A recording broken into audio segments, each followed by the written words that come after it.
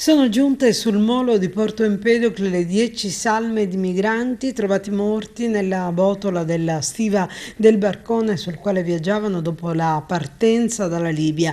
L'imbarcazione, con a bordo 54 sopravvissuti, è stata soccorsa dal veliero ONG Nadir che l'ha trainata fino a Lampedusa.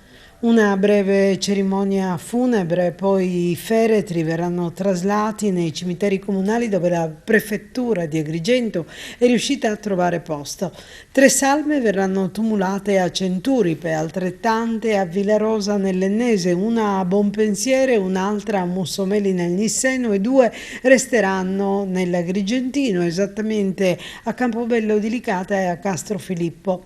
Ieri mattina, su disposizione del sostituto procuratore di turno, le salme sono state sottoposte a Lampedusa ad ispezione cadaverica.